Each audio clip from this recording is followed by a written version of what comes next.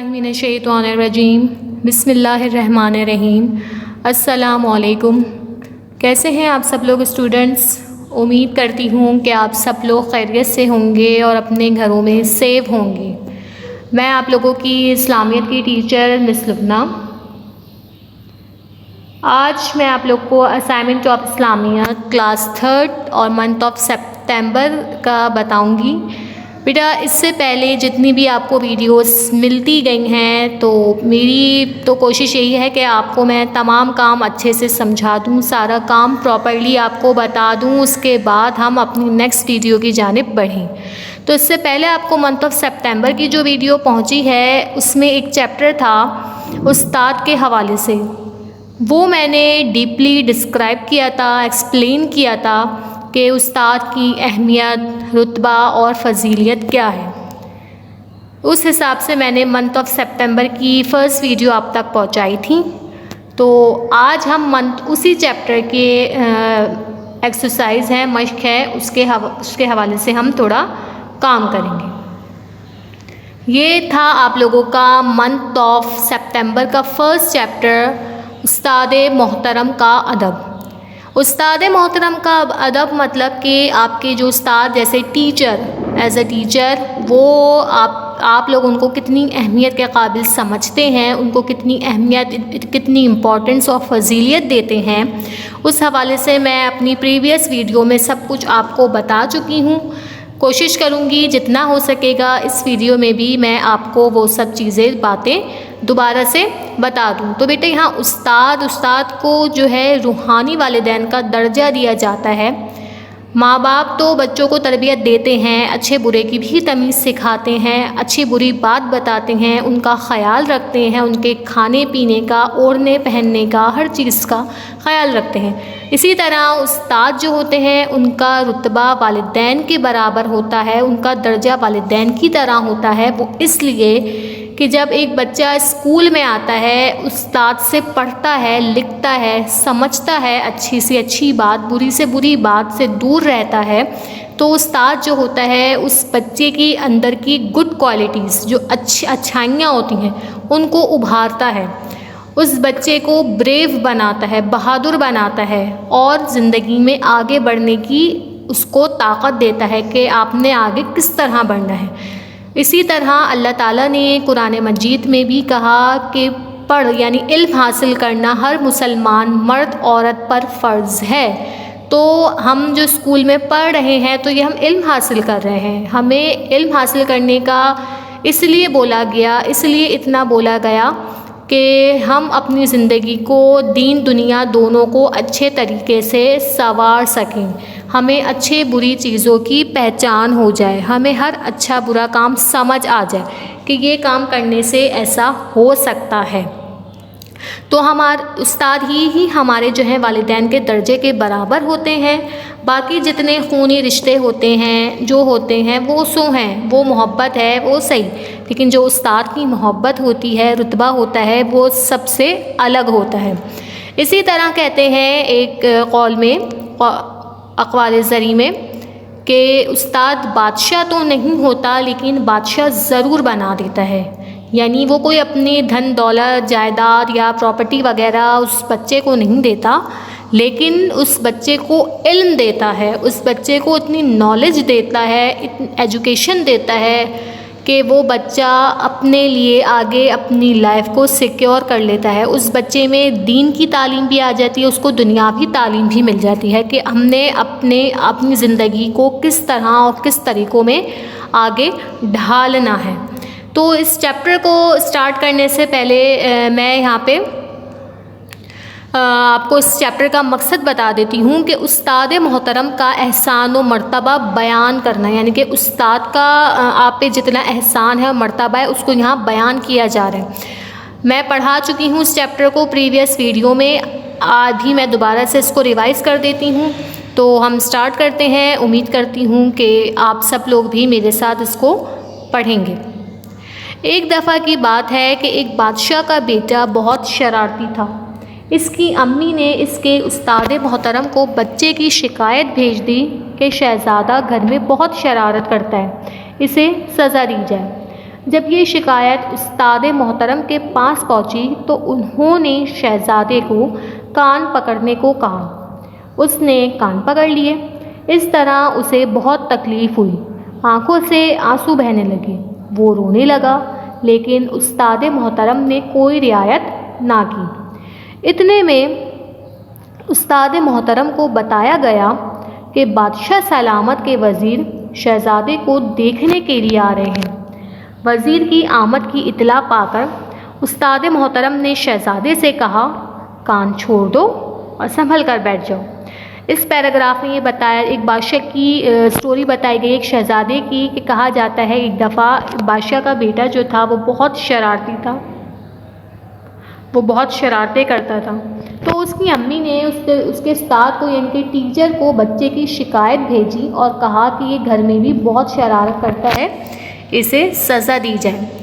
जब वो शिकायत उस्ताद तक यानी कि उसके टीचर के पास पहुंची तो उन्होंने जो है उस शहज़ादे को सज़ा दी। सज़ा क्या दी कि उसको कहा कि तुम कान पकड़ लो अपने। इस तरह उस बच्चे को तकलीफ़ भी बहुत हुई, उसकी आंसू भी बहने लगे, लेकिन उस्ताद ने रियायत ना की। क्यों? क्योंकि वो उसकी भलाई के लिए कहा जा रहा था उसे। इतने में उस्ताद मोहतरम यानी उसके टीचर को बताया गया कि बादशाह सलामत यानी शहज़ादा जिनका बेटा है, उस शहज़ादे के वालिद साहब जो कि बादशाह हैं, बादशाह के जो वज़ीर हैं, वो शहज़ादे को देखने के लिए आ रहे हैं। वज़ीर की आमद की इत्तला पाकर यानी कि जब उसके टीचर ने सुना, उसके उस्ताद ने सुना कि इस शहज़ादे के वज़ीर आ रहे हैं, बादशाह के वज़ीर, तो उन्होंने उसको कहा शहज़ादे को कि तुम कान छोड़ दो और संभल कर बैठ जाओ। शहज़ादे का चेहरा सुर्ख हो रहा था, आँखों में आंसू थे, लेकिन उस्ताद मोहतरम का हुक्म सुनते ही फ़ौरन रुमाल से मुंह साफ़ कर लिया और अपनी जगह बैठ गया। वज़ीर आए और इसके पास बैठ गए। वज़ीर के जाने तक वो इसी तरह बैठा रहा, अपनी हालत वज़ीर पर ज़ाहिर ना होने दी। वज़ीर के जाने पर उस्ताद मोहतरम ने कहा, अगरचा मैंने आपको सज़ा आपकी भलाई के लिए दी थी, फिर भी आपने अच्छा किया कि वज़ीर से इस बारे में शिकायत नहीं की। अच्छा, यहाँ तक तो मैंने आपको बता दिया कि उसके उस्ताद को जब इत्तला मिली कि बादशाह के वज़ीर आ रहे हैं शहज़ादे को देखने के लिए, तो उन्होंने कहा कि तुम अपने कान छोड़ दो, शहज़ादे से कहा उसके उस्ताद ने, और अपनी जगह पे बैठ जाओ। फिर शहज़ादे का चेहरा बहुत सुर्ख हो रहा था, उसकी आंखों से आंसू भी थे, लेकिन उसने अपने उस्ताद का हुक्म फ़ौरन माना और रुमाल से अपना मुंह साफ़ करके अपनी जगह पे जाके बैठ गया। यहाँ ये आपको मैसेज दिया जा रहा है कि वो बच्चा भले जितना शरारती होता, लेकिन उसने अपने उस्ताद की एक बात मानी और फ़ौरन अपना मुंह साफ़ करके जगह पे जाके बैठ गया।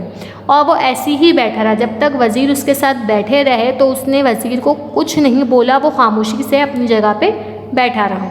जब वज़ीर वहाँ से चले गए तो उस्ताद ने कहा कि उस बच्चे से यानी कि शहज़ादे से कि मैंने आपको सज़ा दी थी, वो भी सिर्फ आपकी भलाई के लिए, लेकिन फिर भी आपने वज़ीर से मेरी शिकायत नहीं की, उस्ताद ने कहा। फिर इसके जवाब में शहज़ादा कहता है, उस्ताद मोहतरम, जो शागिर्द उस्ताद की शिकायत करता है वो कभी कामयाब नहीं होता। मैं आपकी शिकायत करके क्यों ख़ुद को नाकाम बनाता। यानी उस बच्चे ने यहाँ ये जवाब दिया अपने उस्ताद को कि जो बच्चा यानी कि जो शागिर्द अपने उस्ताद की शिकायत करता है वो कभी कामयाब नहीं होता, क्योंकि उस बच्चे को इतनी नॉलेज होनी चाहिए, इतना इल्म होना चाहिए कि उस्ताद जो है वो वालिदैन का रुतबा रखते हैं। अगर वालिद या वालिदा हमें किसी बात से मारती हैं या डांटती हैं हमारी अच्छाई के लिए, ये नहीं कि हम पे वो बिला वजह हाथ उठा रही हैं या हमें बिला वजह बोल रही हैं, डांट भी नहीं, हमारे अच्छाई के लिए कर रही हैं कि अगर हम आज संभलेंगे तो कल सही चलेंगे, अगर आज बुरी तरह चलेंगे तो हम कल भी नहीं संभल सकते। तो उसने सिर्फ इतना कहा कि अगर मैं आपकी शिकायत कर देता तो ख़ुद को नाकाम क्यों बनाता। तो प्यारे बच्चों, इस्लाम ने उस्ताद मोहतरम को रूहानी बाप का मर्तबा दिया है, इसलिए इनको कभी भी बुरा भला नहीं कहना चाहिए। इनके एहसान व मर्तबे का दिल से एतराफ़ करना चाहिए और इनके लिए दुआ करते रहना चाहिए। अपनी गलती की सूरत में उस्ताद मोहतरम से माफ़ी मांग लेनी चाहिए। जब वो हमें पढ़ा रही हों तो उनकी बातें बड़े गौर से सुननी चाहिए और इनकी बताई हुई बातों को याद रखना चाहिए। यानी यहाँ ये कहा जा रहा है, बच्चों से एक मैसेज दिया जा रहा है कि बेटा उस्ताद जो होता है वो रूहानी वालिदैन का दर्जा रखता है, यानी आपके रूहानी जो आपको अंदरूनी आपकी जो अच्छाइयाँ होती हैं उनको उभारता है। तो इसलिए उनको कभी भी बुरा भला नहीं कहनी चाहिए, हमेशा उनका एहसान मंद रहना चाहिए और उनका दिल से एतराफ़ करना चाहिए। उनके लिए हमेशा दुआ करते रहना चाहिए। और जब अगर हम अपनी गलती पर हों, हम गलत हों या हमने कोई काम ना किया हो, उस्ताद ने हमें दिया हो या कोई सबक याद करने को दिया हो, वो भी हम याद ना कर सके हों, तो हमें उस्ताद मोहतरम से अपनी गलती की माफ़ी मांग लेनी चाहिए। और जब वो हमें पढ़ा रहे हों तो हमें उनकी बातें बहुत गौर से सुननी चाहिए, समझनी चाहिए, क्योंकि इसमें ही हमारे लिए भलाई रखी गई है। अब हम आते हैं अपने चैप्टर उस्ताद मोहतरम का अदब, यानी हमें इस चैप्टर में जो काम करना है उसकी डिस्क्रिप्शन है कि इस चैप्टर में मौजूद है। मुश्किल अल्फाज के मायने आपको करवाए जाएंगे, सवाल जवाब करवाए जाएंगे और ख़ाली जगह ही करवाई जाएंगी। तो ये चैप्टर मैंने पढ़ा दिया, समझा दिया दोबारा से। अब हम इसके काम की तरफ आगे बढ़ते हैं कि हमने इसका काम किस तरह से स्टार्ट करना है। तो बेटा आप लोग सबसे पहले मंथ ऑफ सितंबर का, जैसे मैं प्रीवियस वीडियो में बता चुकी हूँ, मंथ ऑफ सितंबर का आप लोग टाइटल पेज बनाओगे, माह सितंबर का। उसके बाद आप लोग उस्ताद मोहतरम का अदब, इसका टाइटल पेज बनाओगे। देन आपने अपना काम स्टार्ट करना है। जब आपका काम पूरा हो जाए तो नीट एंड क्लीन राइटिंग में आपने इंडेक्स को प्रॉपर मेंटेन करना है। अब हम आते हैं इस चैप्टर के मोहतरम उस्ताद का अदब के मुश्किल अल्फाज की जानिब। नंबर 1 अदब यानी ताज़ीम। अदब मतलब एहतराम करना, ताज़ीम। जैसे उस्ताद मोहतरम जब आपकी क्लास में इंटर होते हैं, आते हैं, सर मैडम जो भी हों, तो आप लोग उनके अदब में खड़े हो जाते हो, उनको रिस्पेक्ट से सलाम करते हो। रियायत यानी नरमी, ठीक है। मुश्किल अल्फाज आपके 2 हैं, इनके अल्फाज के अपने मायने लिखने हैं। अदब यानी ताज़ीम, रियायत यानी नरमी। अब हम आते हैं अपने सवाल और जवाब की जानिब। पहला सवाल आपका है, शहज़ादे की अम्मी ने उस्ताद मोहतरम को बच्चे की क्या शिकायत भेजी थी, जो कि मैं आपको बुक में बता चुकी थी समझाते वक्त। तो इसका जवाब यही होगा, शहज़ादा घर में बहुत शरारत करता था, इसे सज़ा दी जाए। यानी कि वो अपने घर में भी, स्कूल में तो करता था लेकिन घर में भी वो बहुत शरारत करता था, इसलिए उसकी वालदा ने, शहज़ादे की वालदा ने जो है उसके उस्ताद को शिकायत भेजी कि शहज़ादा घर में बहुत शरारत करता है, इसे सज़ा दी जाए, ताकि इसकी अच्छाई के लिए जो इसे सज़ा दी जाएगी वो इसे याद रहेगी और ये दोबारा ऐसा काम नहीं करेगा। नंबर 2, वज़ीर की आमद पर उस्ताद मोहतरम ने शहज़ादे से क्या कहा। यानी सवाल में पूछ रहे हैं कि जब वज़ीर की आमद का, जब वज़ीर आए तो उस्ताद मोहतरम ने शहज़ादे से क्या कहा। जब वज़ीर आने लगे, जब वज़ीर की इत्तला मिली, तो जवाब क्या है इसका, कान छोड़ दो और संभल कर बैठ जाओ। यानी कि वज़ीर की आमद से पहले उस शहज़ादे को उसके उस्ताद ने उसकी भलाई के लिए सज़ा दी थी, जो कि उसकी वालदा ने शिकायत भेजी थी। इस पर उसके उस्ताद ने कहा था कि तुम कान पकड़ के खड़े रहो, यानी कि उसको एक पनिश दी गई। तो इसका जवाब क्या होगा, पहले सवाल में आपसे पूछा गया था कि जब उस्ताद मोहतरम को ये पता चला कि बादशाह के वज़ीर आ रहे हैं शहज़ादे को देखने के लिए, तो उन्होंने कहा शहज़ादे से कि कान छोड़ दो और संभल कर बैठ जाओ। वो कान छोड़ के और संभल के बैठ गया। तीसरे सवाल में कह रहे हैं कि शहज़ादे ने उस्ताद मोहतरम से क्या कहा। शहज़ादे ने उस्ताद मोहतरम से फिर क्या कहा, तो इसका जवाब है, उस्ताद मोहतरम, जो शागिर्द उस्ताद की शिकायत करता है वो कभी कामयाब नहीं होता। मैं आपकी शिकायत करके क्यों ख़ुद को नाकाम बनाता। यानी जब वज़ीर की आमद की इत्तला मिली तो उसके उस्ताद ने ये कहा कि तुम अपने कान छोड़ दो और संभल कर बैठ जाओ। वो बच्चा फ़ौरन से कान छोड़ के संभल कर बैठ गया। बेशक वो बहुत शरारती था, बहुत शरारतें करता था, लेकिन उसने अपने उस्ताद की एक बात भी नहीं टाली और फ़ौरन से उसने कान छोड़े, अपना मुंह साफ़ करा और वो जगह पे जाके बैठ गया। जब वो बैठा, जब उसके वज़ीर आए तो उसने फिर भी अपने वज़ीर से कुछ नहीं बोला। फिर उस पर उसके जो उस्ताद थे उन्होंने कहा कि मैंने तुम्हें सज़ा तुम्हारी भलाई के लिए दी थी, लेकिन तुमने वज़ीर से ऐसा कुछ नहीं बोला, इनके उनको कुछ नहीं बताया कि तुम्हें सज़ा मिली थी।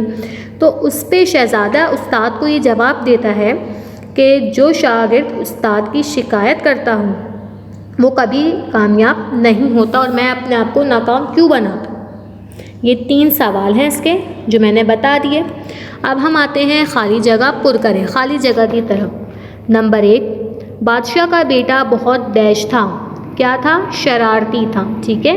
नंबर 2, डैश ने शहज़ादे को कान पकड़ने को कहा। किसने कहा? उस्ताद ने कहा। नंबर 3, इस्लाम ने उस्ताद मोहतरम को डैश का मर्तबा दिया है, रूहानी बाप का मर्तबा दिया है। नंबर 4, असातिज़ा इकराम के लिए डैश करते रहना चाहिए, यानी दुआ करते रहना चाहिए। यहाँ तक आप लोगों का काम कंप्लीट हो गया। उम्मीद करती हूँ कि आप लोग सारा काम मंथ ऑफ सितंबर का ये चैप्टर कंप्लीट कर लेंगे। नीट एंड क्लीन राइटिंग में आपने सारा काम करना है, प्रॉपर इंडेक्स बनाना है, एक गलती नहीं करनी, और वो कोशिश मेरी यही थी कि आपको यहाँ चैप्टर समझ आए होगा। ख्याल रखिएगा अपना। अल्लाह।